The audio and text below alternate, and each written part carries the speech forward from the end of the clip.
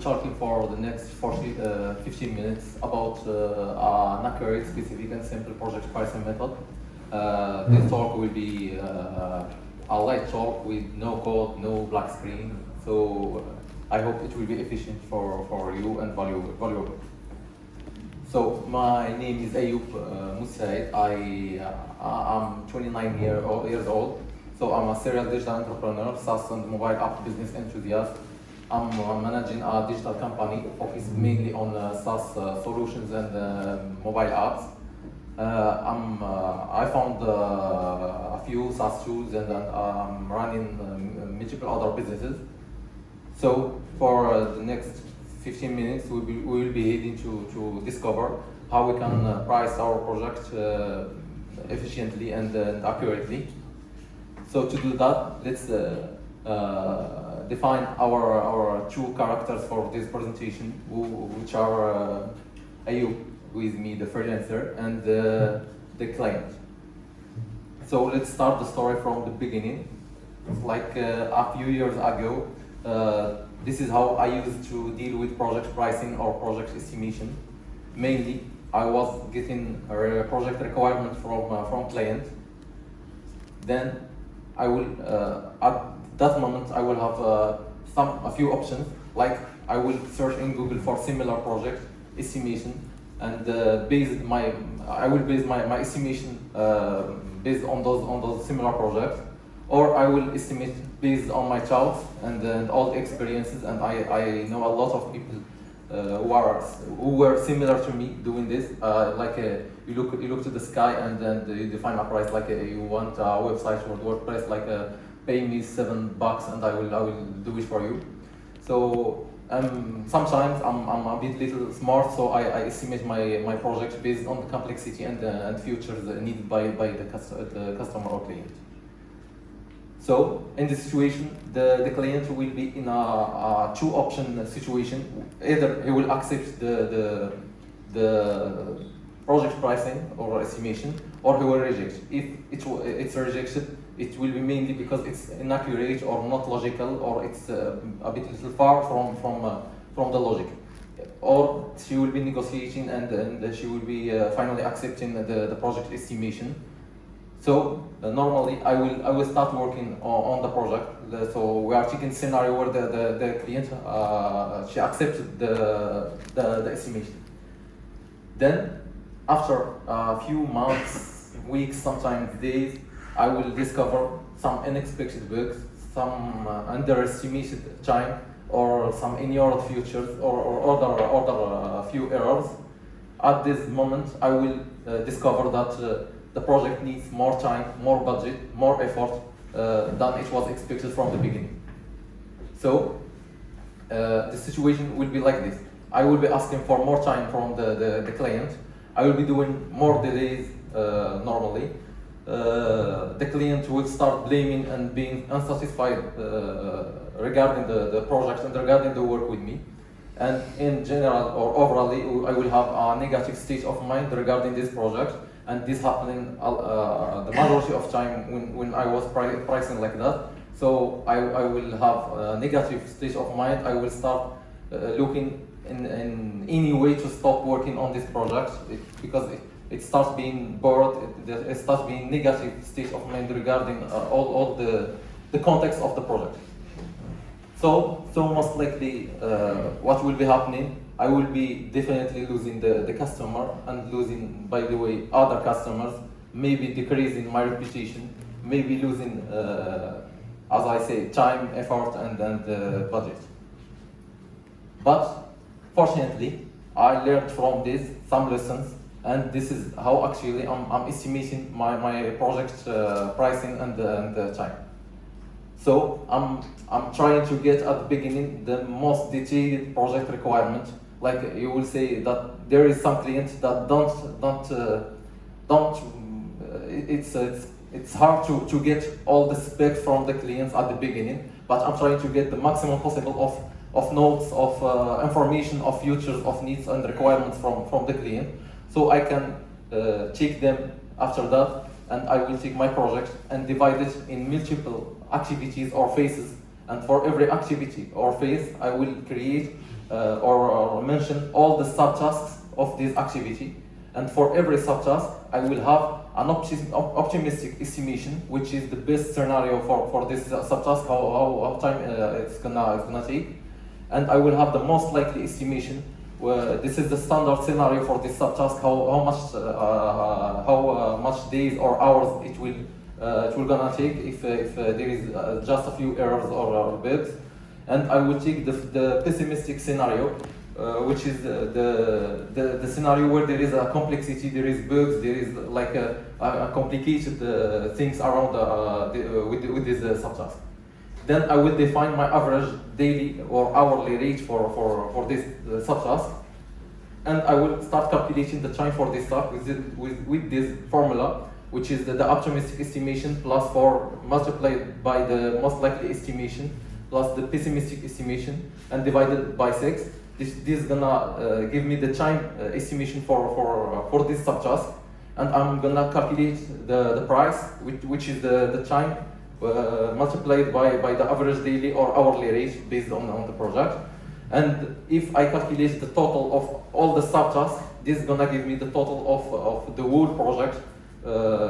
And by this way, let's take an example, like let's say we have a web app development project.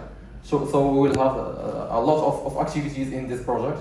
So let's take, by example, we have the first activity, which is the software engineering and infrastructure. We have some sub-activities, like the project infrastructure and environment setup, like software infrastructure architecture, database design and implementation, and others. Also, we'll have a part for backend development with an authentication feature, role management model. So for every one of this subtask, I will define an optimistic estimation, a most likely estimation, and a pessimistic estimation, which will generate for me the estimation for every subtask. And by multiplying in the cost, it will give me the total cost for every subtask. And by that, I will have the total cost of every activity in the project and the total estimation of all the project. This way, I'm sure I'm gonna have a margin of error in the project, because I'm taking into consideration the most likely, the optimistic and the pessimistic scenario. If I'm gonna go to the minimal subtask and define, it's like I'm pricing by every subtask, not the whole project. And by calculating the total, I will have the margin of error for all the projects. Also, the project time and price will be accurately calculated and scientifically calculated. And normally it will be ethical, because there is no overpricing or underpricing.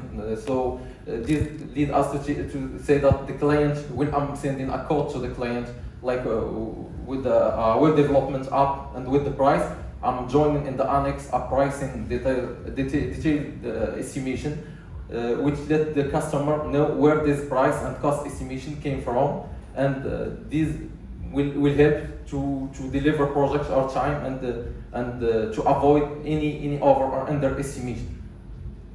So what's most likely to be happening in this situation? I will be growing my reputation, growing my work, having more recommendation, more clients, and other tips for this talk. Like when we are pricing a project, and that's what I was doing. I try in my work, I don't take projects that are less than $5,000.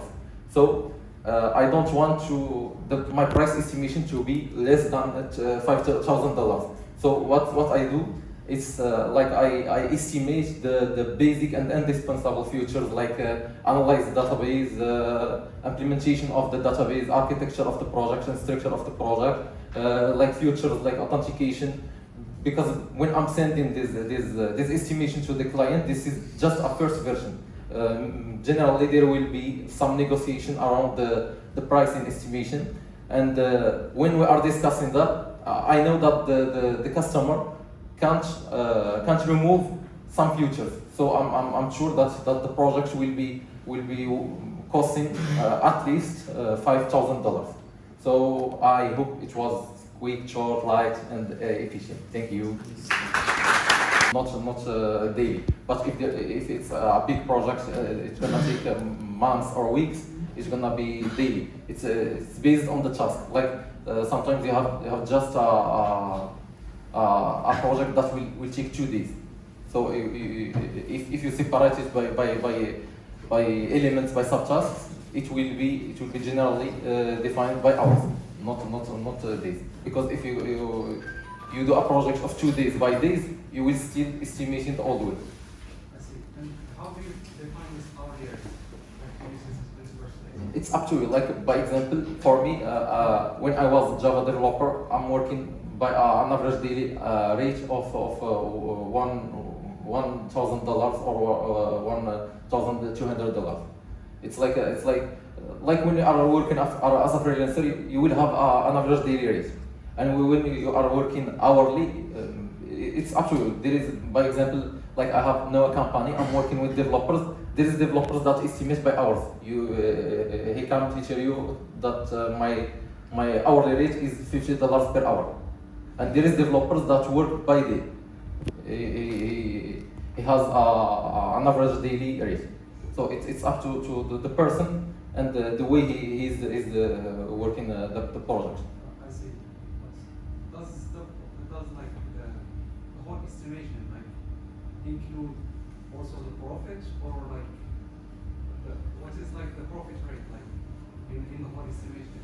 Like how do you calculate that? Because in a project there is multiple layers, there is taxes, there is multiple things. But the method lets you define the project estimation for the content of the project, for the principal work. You are not gonna estimate tax, because tax they are gonna figure in the code or in the invoice. So I'm calculating just the project. Like when I have let's say a WordPress website. So normally a developer came, and when he wants to develop a WordPress website in the market, like let's say $5,000, but he is not taking into consideration that maybe there is deployment, maybe there is environment setup, maybe there is even when you are writing this project estimation document, it's something that should be included in your pricing, because it's something that you use your time to deliver.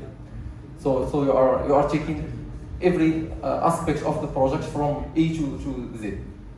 But in the old way, it's just a website WordPress. It's just a website WordPress, and you are listing a lot of things that will be taken from you a lot of time, and are not included into the estimation. I see. That's very insightful. Thank you. You said that you try to get the maximum information from the client, but sometimes the client doesn't know really what he wants. He has a big idea. Do you have a bare minimum of detailed information to accept a project, or you accompany you help clients to define this? So that's why you work with specification, because there is two kind of client. This is the client that he don't know what he wants. So it's your job to try to make some proposition, some hypothesis. So you show him, and when it's okay, you write a specification document for all the application, and you generally with this kind of client you should absolutely go where some UI and UX screens shows, so he know what will be the result.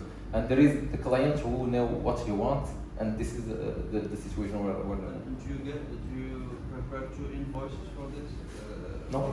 Because there is a first step to help the client decide what he wants, then do the work. So it's 2 completely different. But that's up to you on how you do your process with your client, and what kind. And like for me, by example, I have a defined profile or persona of the client. If he is not fitting in this persona, I don't work with him. Yes. So suppose that you already developed a model before starting the project with the client. For example, a security model or something like that.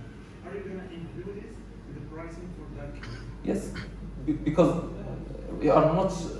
Sometimes you are not paid for the time that you are going to use to deliver a feature, by example. But sometimes you are just paid for the experience, for the whole years where you were doing something. Donc, so you will include things like this. If you have a security model that you develop, by example, for in 2 days, in every project I will be including 2 days for the security part. So this is the idea. Yes. So when trying to stop.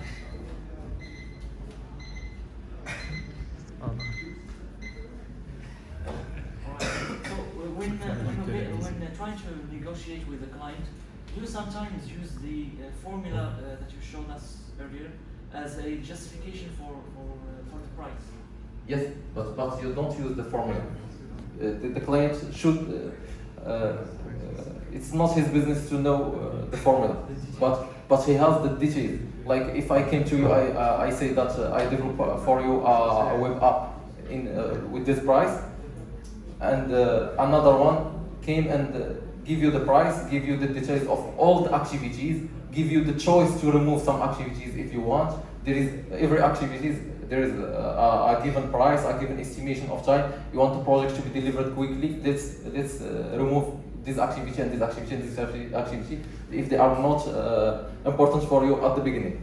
So you have something to use for this discussion and the relationship with the client. Not like you're sending a code with one line, creating web app development for stock management, and you have the price. So the last question. Let's say if you do a workshop like to find the client requirements, do you include that? Do you include that like, in the pricing or how do you Because there is a project development, and there is a part of getting requirements, writing spec and functional spec and technical spec, making your I&U experience for the project, making the database. There's a lot of things that are out of the project, but they are included in the project process. So they should be included. There is a time there.